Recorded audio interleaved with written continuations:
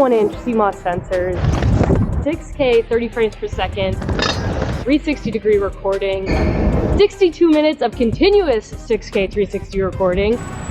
This is Insta360's new RS 1-inch 360 edition. It's been a minute, buds. I've missed you. Let's get into it.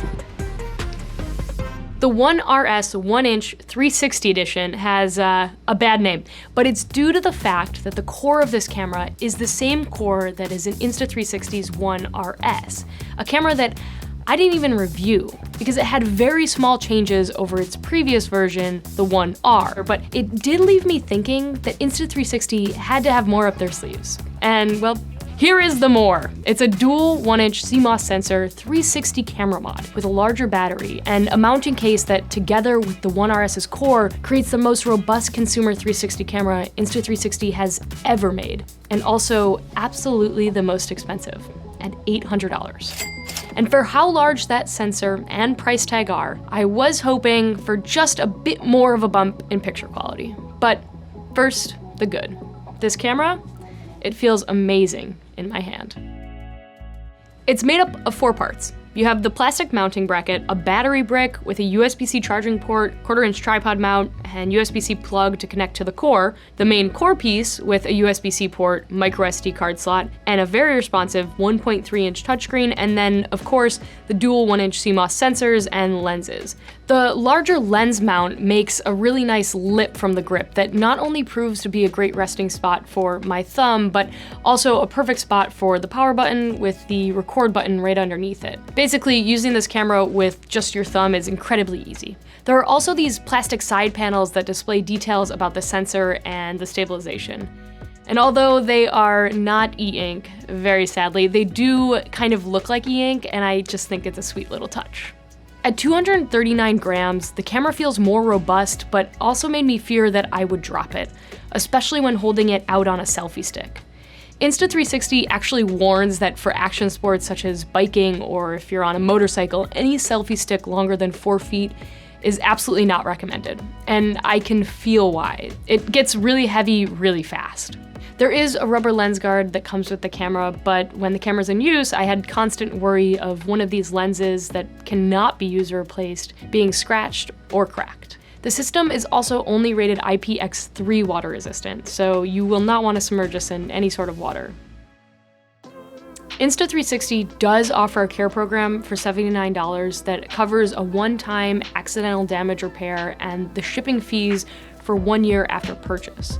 And for an additional cost, folks can add Insta360's extended warranty to cover unlimited free repairs and replacements for 2 years. But I much prefer GoPro's $50 a year subscription service that in most cases offers 2 replacements a year, along with cloud storage and discount on gear. I have heard some lens protectors might be coming, but for now, those sweet 360 shots where you throw the camera up into the air and then catch it, they just might not be the best idea. All right, but it's about what's on the inside, right, buds? So the dual 1-inch CMOS sensors, capable of filming 6K 360-degree footage at 30 frames per second or 50 frames per second in 3K. I mean, this is the same size sensor that was in Sony's RX100 line, but it's not the only consumer 360 camera to have a 1-inch sensor. There was the KuCam 8K that came out in 2018, then Ricoh had the Theta Z1 that came out in 2019, and unfortunately both those cameras had underwhelming results, and they also failed to gain large popularity. But now it's Insta360's turn to take a shot at the 1-inch sensors in a 360 camera, and they claim that their sensors are going to provide better low light performance and more dynamic range, so I put just that to the test. In low light, well, it's a bit better compared to its previous version, the One RS with the 5.7K 360 mod. The stabilization is absolutely much smoother, less jagged, but under an LED streetlight, there's really only a slight difference in how well the 1-inch edition handles the low lights. If we're really pixel peeping, there is definitely less noise on the 1-inch edition, but it's just not like the big jump in quality I was hoping for. On blue sky days though, man, these sensors really shine. Bright colors such as the green of trees are punchy and bright, and the image doesn't feel overprocessed or too sharp. And of course, everything is very stable, something we've come to expect from Insta360. I also noticed that the image quality on the stitch line is a bit sharper than both the GoPro Max and the One RS 5.7K.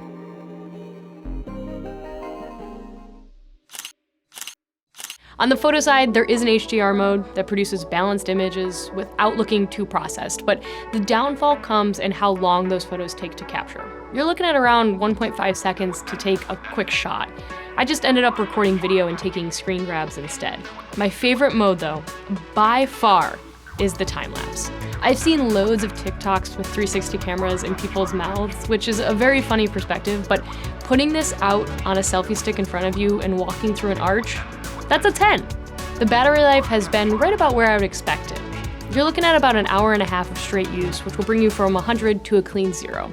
Which doesn't sound particularly impressive, but when you consider all of the playback on your phone you'll be doing, and the heat this much processing can cause, it all checks out. The most impressive thing about this camera to me is the core's ability to stay paired with my phone, and how quickly you can review shots. The playback gets pixelated and laggy with longer clips, if not downloaded directly to your device, but for a quick review, it all works well enough. The camera also, it does get toasty to the touch, but it never got hot enough that it would pose a problem if mounted to, say, someone's chest. Insta360 has put a lot of time and effort into their app, and it shows. And it has come so far since I first started reviewing their cameras. But if editing is not something that you do often, and if the word keyframe means nothing to you, well, think about what you're gonna do with all that 360-degree footage when you have it.